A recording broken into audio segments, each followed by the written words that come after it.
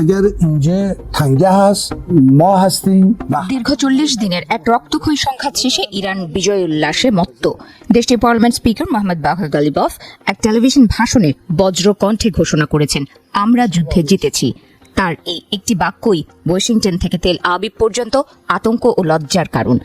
ইরানি parliament স্পিকারের দাবি অনুযায়ী আধুনিক সমরাস্ত্রের ইতিহাসে সবচেয়ে বড় চমকটি এসেছে আকাশপথে। আমেরিকার গর্ব কোটি কোটি ডলার মূল্যের অদৃশ্য স্টেলথ ফাইটার F-35 নাকি নামিয়ে এনেছে ইরানের ক্ষেপণাস্ত্র প্রতিরক্ষা ব্যবস্থা। গালিবাফের ভাষায় F-35 ভূপাতিত করা কোনো সাধারণ ঘটনা নয়। এই দাবি বিশ্বজুড়ে মার্কিন সামরিক শ্রেষ্ঠত্বের দর্পকে চুরমার করে দিচ্ছে। যদিও এই ঘটনা নিয়ে পেন্টাগন এখনও রহস্যময় নীরবতা পালন করছে। ভাষণে গালিবাফ কেবল আকাশের জয়গান গেয়েই ক্ষান্ত হননি। তিনি ঘোষণা করেছেন, বিশ্ব বাণিজ্যের ধমনী হিসেবে পরিচিত হরমুজ প্রণালী এখন সম্পূর্ণ তেহরানের কবজায়। মার্কিন নৌবাহিনীর অবরোধ প্রচেষ্টাকে বেপরোয়া ও মূর্খতা হিসেবে আখ্যা দিয়ে তিনি সাফ জানিয়ে দিয়েছেন, ইরান যদি তেল রপ্তানি করতে না পারে তবে এই পথ দিয়ে অন্য কারো জাহাজও পার হতে দেওয়া হবে না। তার এই সরাসরি হুমকি বিশ্ববাজারে তেলের দামে বড় ধরনের ধস বা উল্লম্ফনের ইঙ্গিত দিচ্ছে। নাটকীয় এই ভাষণে উঠে এসেছে একটি রুদ্ধশ্বাস মুহূর্তের বর্ণনা। ইসলামাবাদে যখন যুদ্ধবিরতির আলোচনা চলছিল তখন মার্কিন মাইন সুইপার জাহাজগুলো ইরানি জলসীমার কাছে আসার চেষ্টা করে। গালিবাফ জানান, তিনি ব্যক্তিগতভাবে মার্কিন প্রতিনিধিদের 15 মিনিটের আলটিমেটাম দিয়েছিলেন। সেই চরম উত্তেজনার মুহূর্তে মার্কিন রণতরীগুলো পিছু হটতে বাধ্য হয়। এটি যেন এক আধুনিক ডেভিড বনাম গলিয়াত যুদ্ধের মহাকাব্যিক পুনরাবৃত্তি। ইরানের ওপর দিয়ে বয়ে যাওয়া ঝড়ের কথা স্মরণ করে গালিবাফ আবেগ আপ্লুত হয়ে পড়েন।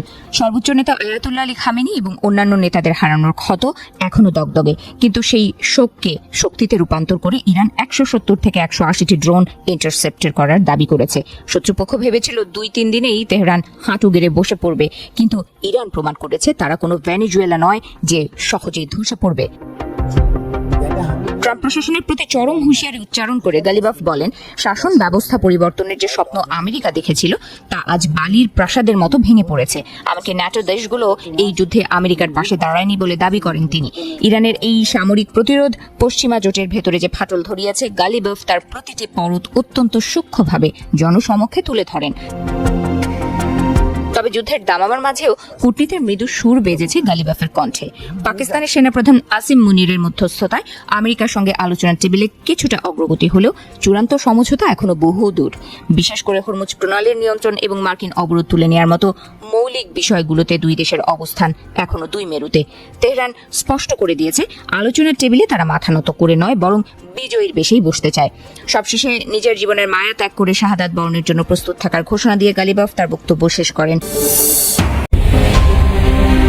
একদিকে চলছে ইরান যুক্তরাষ্ট্রের মধ্যে যুদ্ধবিরতি, অন্যদিকে হরমুজ প্রণালীতে চলছে মার্কিন নৌ অবরোধ। এই অবরোধ কার্যকর করতে এরই মধ্যে অভিযানে অংশ নিচ্ছে 12টির বেশি যুদ্ধজাহাজ, যার মধ্যে রয়েছে বিশ্বের বৃহত্তম যুদ্ধজাহাজ জেরাল্ড ফোর্ডো। এছাড়া 10,000-এর বেশি মার্কিন সেনা ও যুদ্ধবিমান মোতায়েন করেছে যুক্তরাষ্ট্র, এমনটাই জানিয়েছে মার্কিন সামরিক বাহিনীর সেন্ট্রাল কমান্ড। মার্কিন সেন্ট্রাল কমান্ড জানিয়েছে, সমুদ্র সীমানায় কড়াকড়ি অংশ হিসেবে ইরান সংশ্লিষ্ট 23টি জাহাজকে ইতিমধ্যেই ফিরিয়ে দেওয়া হয়েছে। এসব জাহাজকে হরমুজ প্রণালীর দিকে পাঠিয়ে দেওয়া হয়। সমুদ্রপথে তল্লাশি ও সন্দেহভাজন জাহাজগুলোর গতিপথ পরিবর্তনের মতো কার্যক্রম চালিয়ে যাচ্ছেন এসব সেনারা। বিভিন্ন সংবাদ মাধ্যমের খবরে বলা হচ্ছে, এই অবরোধের পরিধি মধ্যপ্রাচ্যের বাইরেও ছড়িয়ে যেতে পারে। অন্যান্য অঞ্চলের ইরান সংশ্লিষ্ট জাহাজগুলো লক্ষ্যবস্তু করা হতে পারে বলে ধারণা করা হচ্ছে। এর আগে ভেনেজুয়েলার সঙ্গে সম্পৃক্ত জাহাজের বিরুদ্ধেও যুক্তরাষ্ট্র একই ধরনের পদক্ষেপ নিয়েছিল। সেই অভিজ্ঞতায় দেখা গেছে, আন্তর্জাতিক জলসীমায় নৌবাহিনী ও বিশেষ দল পাঠিয়ে জাহাজ আটক বা তল্লাশি করা হয়েছিল। ইরানের তুরুপের তাস হরমুজ প্রণালী। ট্রাম্প কি সত্যি ইরানের কৌশলের ফাঁদে? মধ্যপ্রাচ্যের উত্তপ্ত ভূরাজনীতিতে আবারও আলোচনার কেন্দ্রবিন্দুতে হরমুজ প্রণালী। বিশ্ব জ্বালানি সরবরাহের প্রায় 1/5 এই সংকীর্ণ জলপথ দিয়ে যাতায়াত করে। অর্থাৎ এখানে সামান্য উত্তেজনাও বৈশ্বিক অর্থনীতিকে কাঁপিয়ে দিতে পারে।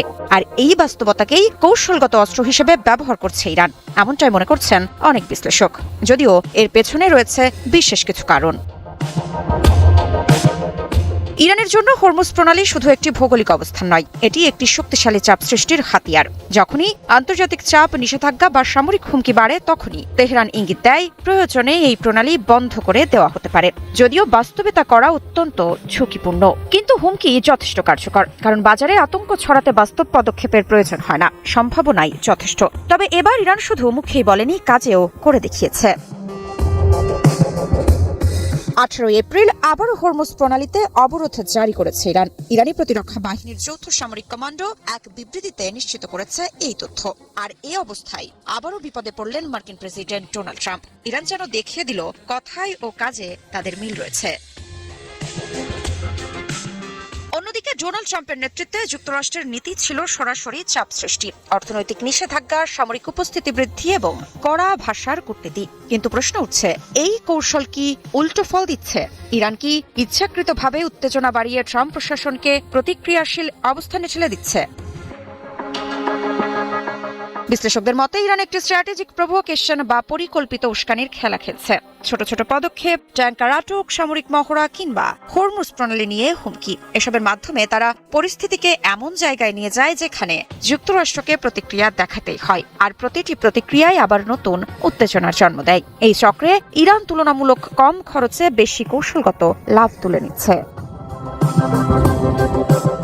এখানেই প্রশ্ন, ট্রাম্প কি ইরানের এই কৌশলের ফাঁদে পড়ছেন? কেউ কেউ বলছেন ট্রাম্পের আগ্রাসী টোন আসলে ইরানের জন্যই সুবিধাজনক, কারণ এতে আন্তর্জাতিক মহলে যুক্তরাষ্ট্রকে উত্তেজনা বাড়ানোর পক্ষ হিসেবে তুলে ধরা সহজ হয়। ফলে ইরান কূটনৈতিকভাবে কিছুটা সুবিধাও পেয়ে যায়। তবে বিষয়টি এতটা সরল নয়। যুক্তরাষ্ট্র জানে হরমুজ প্রণালী বন্ধ হলে শুধু প্রতিপক্ষ নয়, বৈশ্বিক অর্থনীতি ক্ষতিগ্রস্ত হবে, যার প্রভাব তাদের উপরও পড়বে। তাই তারা একদিকে চাপ বজায় রাখছে, অন্যদিকে সরাসরি সংঘাত এড়ানোর চেষ্টাও করছে। এই সূক্ষ্ম ভারসাম্যের খেলাই পরিস্থিতিকে আরো জটিল করে তুলছে। সব মিলিয়ে হরমুজ প্রণালী এখন শুধু একটি জলপথ নয়, এটি এক ভূ রাজনৈতিক দাবার বোর্ড, যেখানে প্রতিটি চাল হিসেব করে দেওয়া হচ্ছে। ইরান তার তুরুপের তাস ব্যবহার করে প্রতিপক্ষকে অস্থির রাখতে চাইছে, আর যুক্তরাষ্ট্র চেষ্টা করছে শক্তি প্রদর্শনের মাধ্যমে নিয়ন্ত্রণ ধরে রাখতে। হরমুজে প্রণালীতে এবার আক্রান্ত হলো ভারতীয় তেলের জাহাজ, নাম তার সানমার হেরাল্ড। শনিবার যখন জাহাজটি আন্তর্জাতিক জলসীমা অতিক্রম করছিল, ঠিক তখনই গর্জে ওঠে ইরানের অস্ত্র। ভারতের সরকারি সূত্র নিশ্চিত করেছে জাহাজটি লক্ষ্য করে গুলি চালানো হয়েছে, যদিও নাবিকদের সহ জাহাজটি বর্তমানে নিরাপদ। কিন্তু এই ঘটনা দিল্লির নীতি নির্ধারকদের কপালে চিন্তার ভাঁজ ফেলে দিয়েছে। প্রশ্ন উঠেছে, ইরান কি হুট করেই এই হামলা করেছে, নাকি এর পেছনে লুকিয়ে আছে কোনো গভীর ভূরাজনৈতিক বার্তা? কেন ভারতকে টার্গেট করল তেহরান? ঘটনাটি এমন এক সময় ঘটল যখন মনে করা হচ্ছিল মধ্যপ্রাচ্যে উত্তেজনা কিছুটা প্রশমিত হচ্ছে। মাত্র 24 ঘন্টা আগে মার্কিন প্রেসিডেন্ট ডোনাল্ড ট্রাম্প দাবি করেছিলেন ইরান হরমুজ প্রণালী খুলে দিতে সম্মত হয়েছে। কিন্তু তেহরানের শর্ত ছিল পরিষ্কার, যুক্তরাষ্ট্রকেও তাদের তেলের ট্যাঙ্কারের উপর থেকে সব অবরোধ তুলে নিতে হবে। শুক্রবার কিছু জাহাজ চলাচলের অনুমতি দিলেও শনিবার আবারও কড়াকড়ি আরোপ করে ইরান। আর তখনই হামলার শিকার হয় ভারতীয় এই জাহাজটি। ঘটনার প্রতিবাদে দিল্লিতে নিযুক্ত ইরানি রাষ্ট্রদূতকে তলব করেছে ভারত। কিন্তু এই কূটনৈতিক দৌড়ঝাঁপের আড়ালে রয়েছে এক বিশাল ষড়যন্ত্র আর জোটের সমীকরণ। ইতিহাস বলছে ইরান কোনো কাজ কারণ ছাড়া করে না, তারা প্রতিটি পদক্ষেপ নেয় হিসাব কষে। মনে করে দেখুন, ইরানে যুক্তরাষ্ট্র ও ইসরায়েলের হামলার মাত্র 2 দিন আগে 25 ফেব্রুয়ারি 2026 তারিখে ইসরায়েল সফরে গিয়েছিলেন ভারতের প্রধানমন্ত্রী নরেন্দ্র মোদী। নেতানিয়াহু এবং মোদী একে অপরকে জড়িয়ে ধরে যে হাসি মুখের ছবি তুলেছিলেন তা তেহরানের নজর এড়ায়নি। সেই সফরেই নেতানিয়াহু ঘোষণা করেছিলেন এক ভয়ঙ্কর পরিকল্পনার কথা। তিনি মধ্যপ্রাচ্যকে ঘিরে একটি ষড়ভুজ জোট বা হেক্সাগোনাল অ্যালায়েন্স তৈরি করতে চান, যেখানে ভারত, আরব দেশগুলো, আফ্রিকা এবং গ্রিস, সাইপ্রাসের মতো দেশগুলোকে এক সুতোয় গাঁথা হবে। আর এই জোটের কেন্দ্রবিন্দুতে থাকবে খোদ ইসরায়েল। নেতানিয়াহুর এই বৃহত্তর ইসরায়েল বা আধিপত্যবাদী পরিকল্পনায় ভারতের সরাসরি অংশগ্রহণকে মোটেও ভালো চোখে দেখেনি ইরান। তেহরান মনে করে এই জোটের আসল লক্ষ্য হলো ইরানকে একঘরে করা এবং মধ্যপ্রাচ্যে মুসলিম দেশগুলোর ওপর ইসরায়েলের খবরদারি প্রতিষ্ঠা করা। যখন ফিলিস্তিনের গাজা এবং লেবাননে ইসরায়েল ইতিহাসের জঘন্যতম গণহত্যা চালাচ্ছে, তখন ভারতের মতো একটি দেশের ইসরায়েলের সাথে এমন ঘনিষ্ঠতা ইরানকে ক্ষুব্ধ করেছে। ইরান উপযুক্ত সময়ের অপেক্ষায় ছিল। হরমুজ প্রণালী হলো ইরানের সেই ট্রাম্প কার্ড, যা দিয়ে তারা বিশ্ব অর্থনীতিকে থমকে দিতে পারে।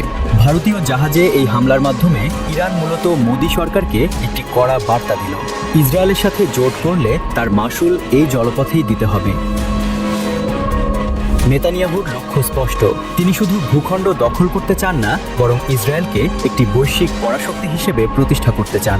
আর এই উচ্চাকাঙ্ক্ষায় তিনি ভারতকে পাশে টেনে নিতে মরিয়া। কিন্তু ইরানও দমে যাওয়ার পাত্র নয়। হরমুজ প্রণালীতে এই গোলাগুলি প্রমাণ করে দিচ্ছে যে ইরানের প্রভাবকে অস্বীকার করে এই অঞ্চলে কোনো নতুন জোট সফল হওয়া অসম্ভব।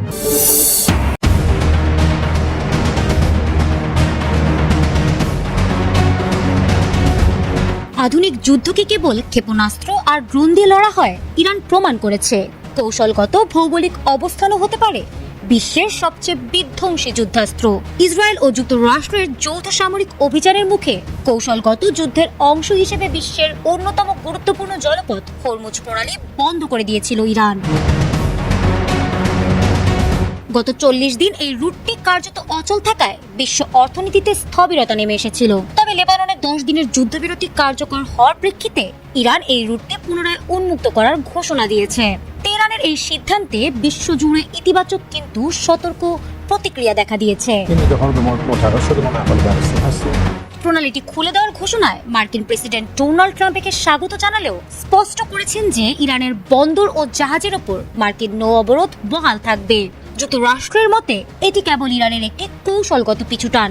সেই সাথে তিনি আরও জানিয়েছেন ইরানের সঙ্গে যুদ্ধ শেষ করার চুক্তি খুব কাছাকাছি এবং বড় কোনো অচলাবস্থা নেই। যুক্তরাজ্যের প্রধানমন্ত্রী বলেছেন প্রণালী খোলার বিষয়টি স্থায়ী ও কার্যকর হতে হবে। ফ্রান্সের প্রেসিডেন্ট ম্যাক্রো দাবি জানিয়েছেন হরমুজ প্রণালী অবিলম্বে সম্পূর্ণ ও নিঃশর্তভাবে খুলে দেওয়ার। সেই সঙ্গে তিনি প্রণালীকে কোনো ধরনের নিয়ন্ত্রণ বা টোল ব্যবস্থার আওতায় আনার প্রচেষ্টারও বিরোধিতা করেছেন। অন্যদিকে চীন এই ঘোষণায় সবচেয়ে বেশি স্বস্তি প্রকাশ করেছে, কারণ দেশটির আমদানিকৃত জ্বালানির বড় অংশই এই রুটের উপর নির্ভরশীল। তবে রাশিয়া ইরানের এই পদক্ষেপকে বুদ্ধিদীপ্ত কূটনীতি হিসেবে দেখলেও ইসরায়েল একে চরম সন্দেহের চোখে দেখছে। ইসরায়েলি প্রতিরক্ষা কর্মকর্তাদের আশঙ্কা এই রুট ব্যবহার করে ইরান পুনরায় আঞ্চলিক প্রক্সি গোষ্ঠীগুলোকে সামরিক সহযোগিতা পাঠাতে পারে। রুটটি খোলার কয়েক ঘন্টার মধ্যেই বিশ্ববাজারে জ্বালানি তেলের দাম প্রায় ব্যারেল প্রতি 10 থেকে 13% হ্রাস পেয়েছে। তবে ইরান হুঁশিয়ারি দিয়েছে ডলারের আধিপত্য কমাতে তারা এই পথ দিয়ে চলাচলকারী জাহাজের ওপর ট্রানজিট ফি নিজস্ব মুদ্রা রিয়াল বা ইউয়ানে নেওয়ার পরিকল্পনা করছে। এটি কার্যকর হলে বৈশ্বিক বাণিজ্যে বড় ধরনের পরিবর্তন আসতে পারে। বাংলাদেশের জন্য এই খবরটি অত্যন্ত স্বস্তির। বাংলাদেশের জ্বালানি তেলের সিংহভাগই মধ্যপ্রাচ্য থেকে এই রুট দিয়ে আসে।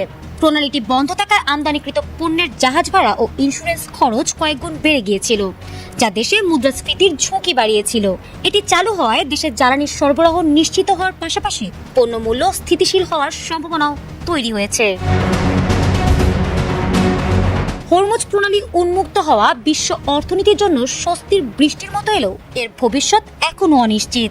ইরানের পররাষ্ট্রমন্ত্রী আব্বাস আরাগচি স্পষ্ট করেছেন মার্কিন অবরোধ অব্যাহত থাকলে এই উন্মুক্ত দ্বার যে কোনো সময় আবার বন্ধ হয়ে যেতে পারে। ফলে বিশ্ব নেতৃত্বকে এখন কেবল তেলের দাম নয়, বরং এই স্পর্শকাতর রুটটির স্থায়ী নিরাপত্তা নিয়েও। যে হরমুজ প্রণালী দিয়ে বিশ্বের 1/5 জ্বালানি পরিবাহিত হয়, সেখানে এখন বারুদের গন্ধ। যুক্তরাষ্ট্র বলছে তারা ইরানের জাহাজ জব্দ করবে, আর ইরান বলছে শত্রুকে পরাজয়ের স্বাদ দিতে তারা প্রস্তুত। আমেরিকা কি জব্দের নামে আসলে জ্বলন্ত অগ্নিকুণ্ডে হাত দিচ্ছে? ওয়াল স্ট্রিট জার্নালের এক ভয়াবহ রিপোর্ট বিশ্বজুড়ে তোলপাড় সৃষ্টি করেছে। আন্তর্জাতিক জলসীমায় ইরানের তেলবাহী ট্যাঙ্কার ও বাণিজ্যিক জাহাজগুলোতে তল্লাশি চালানো এবং সেগুলো জব্দের প্রস্তুতি নিচ্ছে মার্কিন বাহিনী।